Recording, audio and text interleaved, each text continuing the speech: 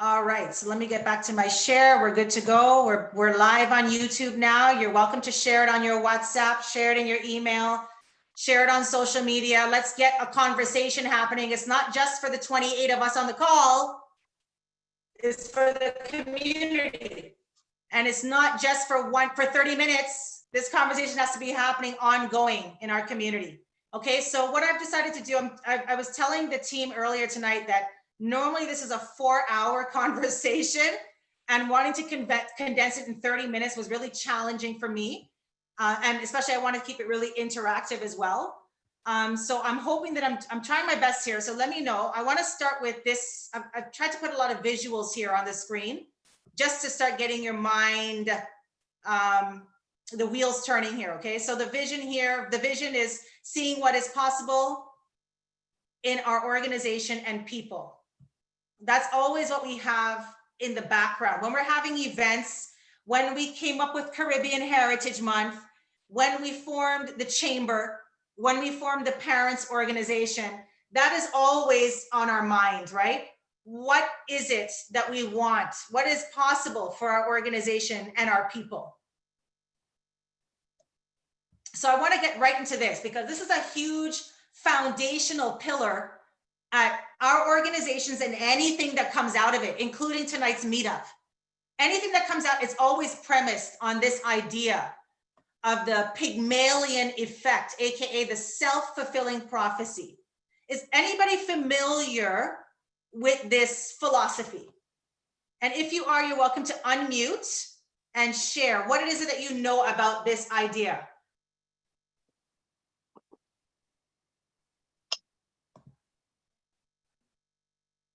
Anybody familiar with this Pygmalion Effect? So basically what it says is our beliefs, I'm starting from the 9 o'clock mark on your screen, 9 o'clock, our beliefs.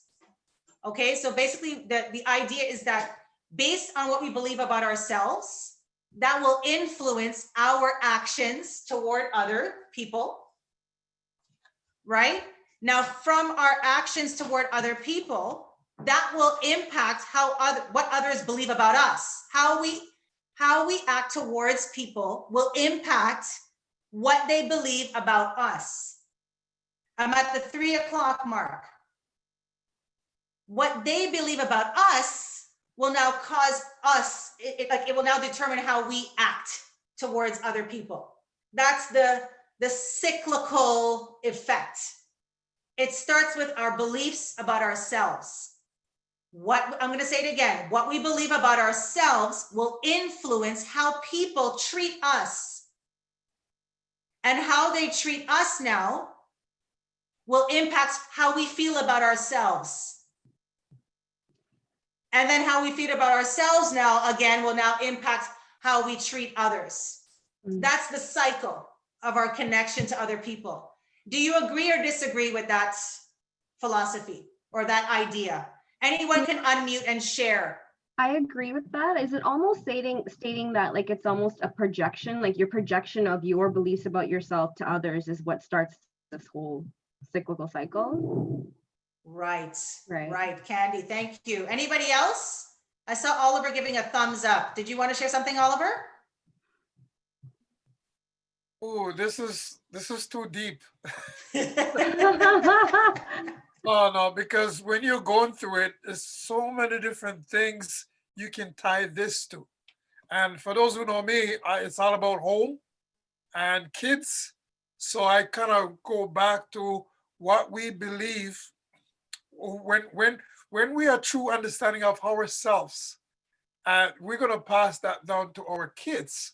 Our kids gonna live that out through in wherever they go and try to impact others. So it's gonna come out through our kids. So this is so deep, but thank you.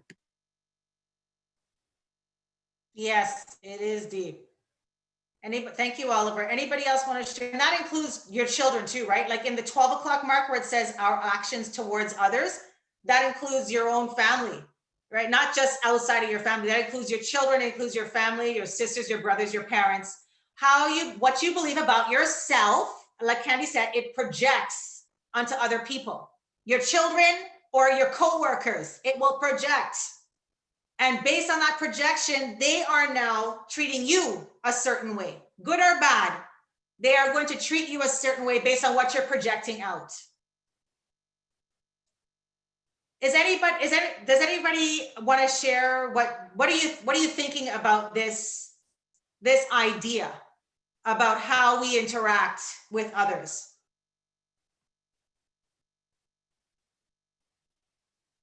Oliver, go ahead. I know this is going to spark a different conversation, but this is probably personal to me, but it might probably other people are thinking about it. So in the last 3 years, I've been having a lot of discussion with Caribbean people, African people, and specifically the word Black is usually a trigger for me in a negative way. And what do I mean is we get labeled. We get labeled from other people. I'm talking about this coming from Negro to, all these labels. Now it's people of color. Now it's Black. Now it's, African, whatever. There's so many different labels. So when we don't have a real label to our origin, to our where we're from, then guess what? Then this is the reason why, this is my personal belief, this is the reason why we don't really have we don't have a unity. Because if we've been labeled by other institute or other people, when they label us, when you give a label to somebody, they're gonna live up to that label, which is not their true identity. So the word Black, because we're not a color, right? This is the reason why we're so moving in so many different directions, and we can't really come together. So this is the basic. This is the reason why I said, Camille, this is deep. Okay, It is deep. But this is really embedded in our subconsciousness. So when we're out in the real world, now you're talking about moving to, what is it, action, or we interact with other people. This is the reason why some of us are all in different directions, because we don't have a firm unity, because we've been given labels from different areas. So that's it for me. But yes, yeah, Oliver, you touched on some key points that we're actually hang tight, because we're actually going to dive a little bit deeper. When you thought it couldn't get any deeper, we're actually going to go a little bit deeper. So put on your seatbelt or wear your life jacket, because these are conversations that we need to have, and we're not having it on a regular basis. Because this organization is about moving this community forward. We can't keep, like, it's great to learn about the different countries. That's super important as well. But we also have to face some of the obstacles, right, that we kind of been uncomfortable to face in the past. But Oliver did touch on some stuff there. But basically, this is similar to the vision board. Does anybody believe in vision boards? Anybody do vision boards? Right. So this is similar, where you are putting things out there that you're trying to manifest, right? You're trying to manifest what you want for yourself. So it's kind of this, it's a similar idea. It's basically anybody that does a vision board believes that they have some sort of control over what they bring into their life. Is that correct? Is that a correct statement? Anybody who does a vision board, it means that they're with the understanding that what I put out there, I can get it back, right? So this is basically the same thing, but more at a subconscious level. Even like the vision board is more intentional, right? I'm gonna do a vision board today, and you're cutting out stuff from the magazine and you're gluing it, inspirational words, different things that you want to, acquire in your lifetime. You want to go on vacation, whatever it is, right? That's an intentional thing that you're doing. It's a conscious thing you're doing. But even when you're not doing that, you are still projecting. Even when you're not doing the workshop, the vision board workshop, every day you are still projecting. Every day. It doesn't turn off. Right? So this is a foundational principle about why this group is where it is today. this organization understands that what we're deliberately putting out things like the term Caribbean Canadian. We analyzed it, and this is what we want to come out of it. We want this community to come together. And I know for a fact that there are countries on this call who probably have shied away from other types of Caribbean events because they didn't feel included. I'm not going to name any Caribbean countries on the call right now, but I know in speaking, because I'm friends with a lot of people on this call, certain Caribbean countries get left out of the conversation all the time. And only certain Caribbean countries are the ones that everybody knows. And we don't hear from the rest and things like that, right? So we're really deliberate and intentional with what we're putting out there, what comes out of the organization, what comes out of Caribbean Heritage Month. So stick a pin in that, because this is basically the theme for the rest of this conversation for the next 20 minutes. The theme here is the Pygmalion Effect, AKA the self-fulfilling prophecy. What you're putting out there, you're going to get back. That's basically what it is. You're not helpless. You're not helpless. You're not a victim. You're putting something out, whether you know it or not.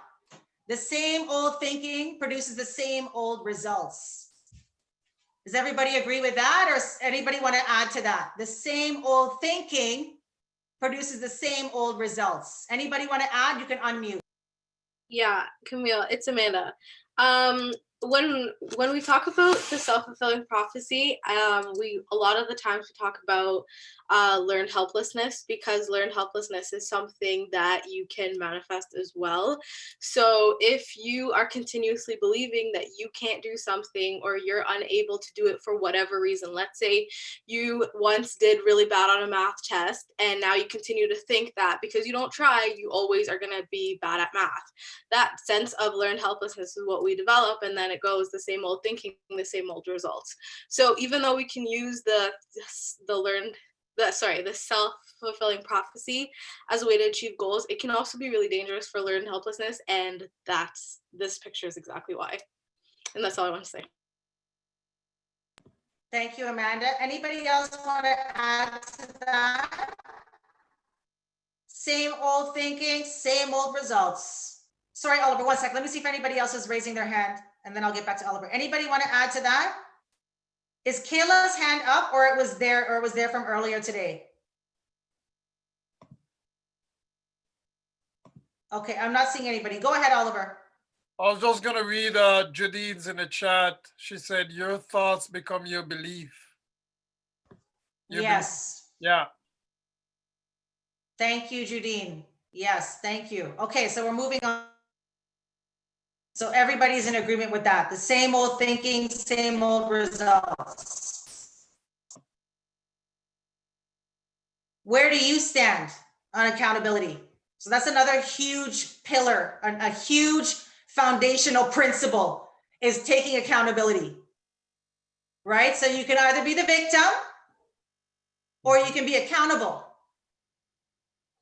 Where do you stand on the continuum? Do you find yourself always blaming others for what's happening, or making excuses, or just waiting and hoping that things will get better miraculously? Right? If something is not going the way you want it to go, this ties back to the goals and what we're talking about earlier today, right? It's not out of your control, right? So where are you? Are you accountable? Do you acknowledge, hey, this is my reality. Let me own it. Let me find solutions, right? Where are you on that continuum? I think, Candy, did you want to say something to that? You wanted to add to that?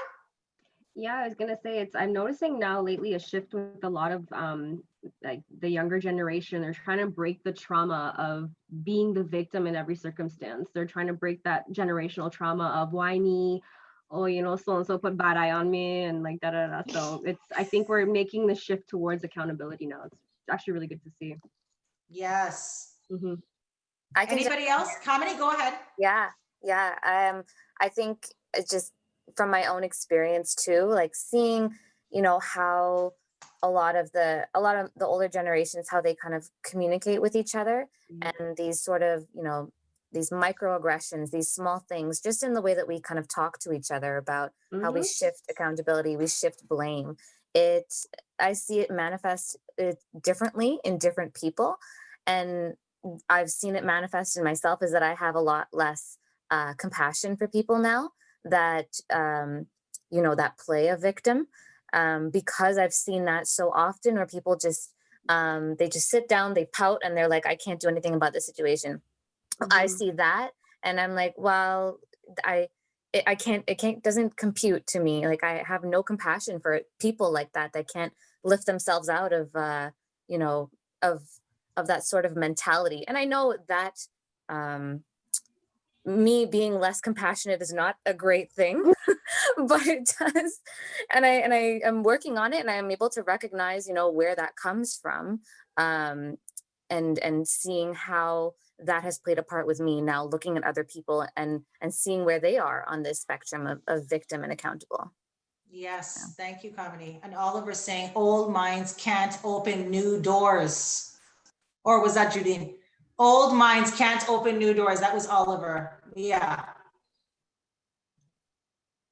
Like that. Thank you. All right. So, and just like, I think it was Elsa or maybe Sharon, I'm not quite sure, basically saying that you need to surround yourself with people who are going to support you.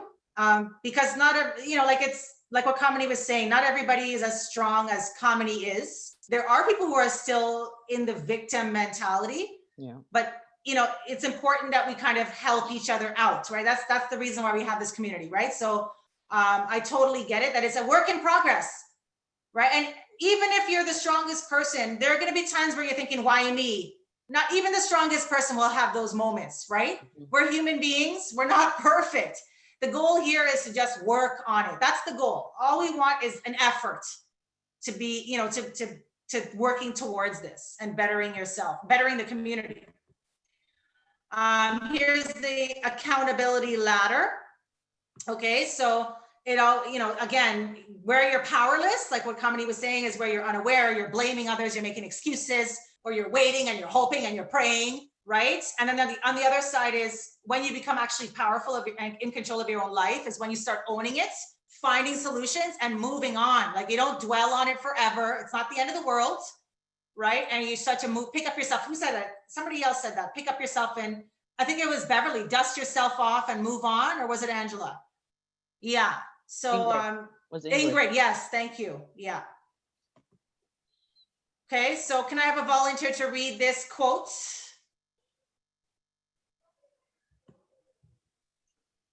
Beverly? Oh, okay. Yeah. Whatever words we utter should be chosen with care, for people will hear them and be influenced by them for good or ill. Agree or disagree, Beverly? Agree. Totally agree. Yeah, agree. Sharon and Ken, agree or disagree? Agree. Yeah. Yeah, so that's why sometimes when you're saying things, you gotta choose your word that you say, because sometimes people are listening and they will take it the wrong way.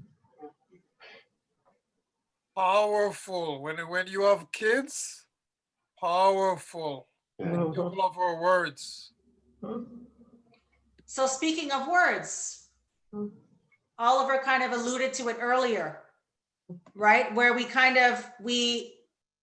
what's the word I'm looking for? We get complacent with some of the words that are being used to describe our community. And the words are not accurate. So things like black. Used to describe ourselves. Things like black, things like brown. Those are not words that describe our rich Caribbean culture or Caribbean identity. So let's talk about that for a minute. And Oliver already kind of alluded to it.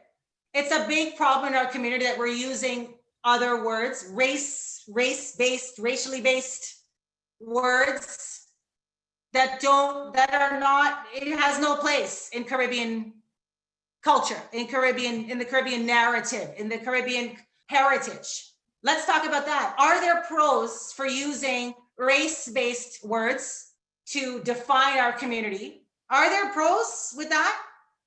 Or is Caribbean Canadian more beneficial? Is one better than the other, or are they equal? I want to hear from anybody on the call. Can we just be using these words interchangeably? Is Black synonymous with Caribbean? Is brown synonymous with Caribbean? Is it accurate? Does it cause harm? Is it harmless? Let me hear. It's not accurate. I feel it's a skin tone description. It's not your heritage. It's not you. It's your color. That's not accurate of what Caribbean means at all. At all. Right. And you're talking about brown because first of all, nobody is the color Black. Literally, Right. nobody Exactly. is the color Black. Mhm. You know, So let's get honest here. This is a safe space, no judgment. Let's just be honest. What Oliver was talking about earlier, if anybody knows where that term Black came from, it derived out of the N word over time. It became a derivative of the N word. Okay? Now that's something that you can find easily. Do the work, do the research. Most of us haven't done the research. We just kind of, me too. I used to use that word. I don't use it anymore, just so you know. I don't use the term Black anymore to describe any of my people. I don't self-identify with the term Black. I do not teach my children that they are Black. I teach my children that they are Caribbean Canadian or that they're Jamaican and Trinidadian. That's what I'm using. That's what I choose to do. I see more benefits in doing that. So I'm just keeping it real because I've done the research. I know where the word comes from and it's not an accurate reflection of our community. This organization is not a Black organization. Let me just put it out there clear for everybody because it's come up in the past where people were under the assumption that this organization is a Black organization or we have Black History Month. Why do we need Caribbean Heritage Month? Black History Month is not Caribbean Heritage Month. For the people in the back. For the people in the back that didn't hear me. Black History Month is not Caribbean Heritage Month. No disrespect to people that that self-identify as Black. You have your choice. Of course, you have a choice always. But in this space, it's about being inclusive. It's about an accurate reflection of our culture. It's about making sure that the children coming up behind us stay connected to their culture and that doesn't get lost in any other sort of social construct that's being spewed out there on the media or in music. Okay, now I'm seeing hands going up. Shanae just woke up. I think I just woke up Shanae. Let me hear what Shanae has to say. Go ahead, Shanae. Why you have to call me out like that? Well, yeah, you kind of trigger something still like pie. When you talk about Black, it kind of brought me back to high school when we used to have Black History Month. Black History Month to me was like, if you're not white, everybody's in that category. And there's no differentiation. So like being here, they're like, oh, do you associate yourself with being Afro-Caribbean? I'm like, what is that? What is exactly? I mean, I'm descendant of African, yes, but I'm a Jamaican. I'm in the Caribbean umbrella. So you tell me I'm Caribbean or you figure it out, but that's not the boat I came off of. The umbrella is Caribbean, that's it, full stop. Right, thank you, Shanae. Joanne? So this is such an interesting topic for me because I think that, like, I understand the whole concept about being inclusive, and I also understand like the framework of the the Caribbean identity because we are very diverse. But I also think that the term Black is not as detrimental. Like, so for me, gosh, there's so many levels to this conversation, and I'm just kind of like, growing up in a Haitian household, the term Black was very much like a strong word. Like, it was exactly what it was because being Black was to defy to stand up for what was true to you. So, you know, and like it's disconnecting from like the colonial mentality. Like, that's what Black meant. And so we, like, as African descendants, like, we fought for the liberty of African people, you know, to be to be like, I guess, strong in our traditions, strong in our culture. Look, Haiti is probably one of the most like, is actually today one of the poorest countries because of different type of, like, you know, unfortunate issues with the government, and, you know, we could go on and talk about it, but that the idea of being Black, I really do feel like it's fighting the odds. It's standing true in who you are. And, like, mind you, like, the Caribbean has, like, a lot of post-colonial trauma as well. So, you know, we've constant, and, like, the Afro people, the Indo people, like the European people, everybody in those different sects have a different understanding of self. And I feel personally, like, as an Afro-Caribbean, I would say that there's a lot for me to still, like, really truly learn from my, like, Afro heritage. Like, I really don't know it. If anything, like, I would probably say I'm more Canadian, like, I'm more Canadian, and I don't really probably have, like, a real true understanding of the African experience. Like, if an African person were to see me, you know, and if I were to, like, go live there, like, I would have to learn everything that's going on, because I really have no connection to it per se, but I have a connection to the Afro-Caribbean or Afro-Haitian experience, and that's, like, an identity that's been built. So I don't know, I feel like there's different layers to this, and I don't necessarily think that it's as bad, the term, or not, I don't know if bad is the right word, but, like, I think that there's still power in the term Black. Like, I don't want to, like, just take it and, like, you know, completely kibosh it, because it shows the resilience that was built throughout these years, and time again throughout wherever you're experiencing the global Black experience. You Sorry, know, there's, Joanne. sorry. I apologize. Oh my God, I'm so sorry. I have to cut you off. I want to just bring attention to that we're actually over in the time. I'm totally aware of that, and I knew it was going to be a really hot topic. No, don't apologize. Everybody's thoughts, feelings, opinions are valid in this space. So just again, I want to reiterate, everybody, of course, is entitled to however they want to self-identify. Everybody is entitled, and you're entitled to change it when you want to, right? When it doesn't serve you, right? But in this space, in this organization, we're about building unity. So that's the only thing, is that in this space, everybody has to be okay with embracing the other ethnicities, the other contributions that other countries have made, other ethnicities have made. I want to ask everyone on the call, just by show of hands, just curious, and then we're going to move on. Is everyone in agreement that the term Black is a colonial term? Yes. Is everybody in agreement? Anybody object to that? Is the term Black a colonial term? In other words, was it created by Europeans, or? It is a colonial term. Okay. Okay. I'm seeing a thumbs up. Anybody in disagreement with that?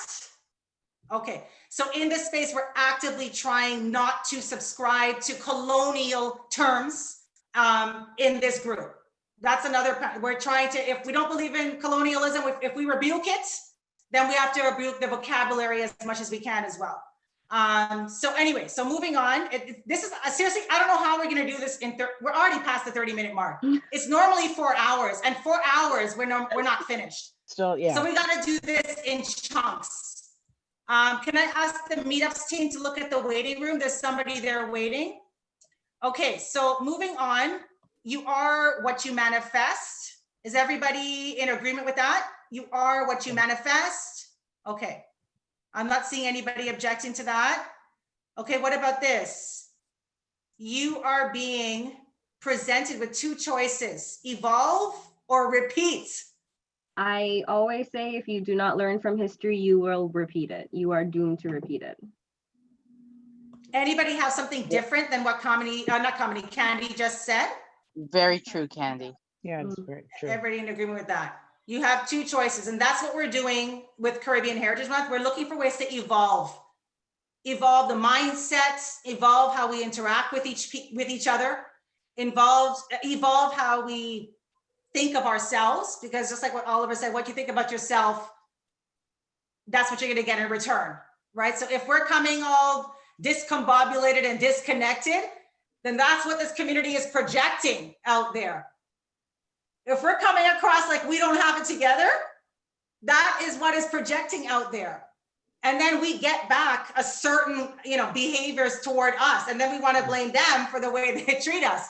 Right. Not thinking that, hey, what about what's going on inside house? What is it that why do they think we're vulnerable? What about us is making them think that they can say this to us or do this to us or treat us a certain way? What is it that we're doing or not doing? Because we are accountable, whether we know it or not. We are projecting out there. So the challenge here is for this community to reinvent itself. That's the challenge. That's what we're doing with Caribbean Heritage Month, with sharing our stories, with the trivia that Candy put together for us. We're reinventing how we normally engage with each other.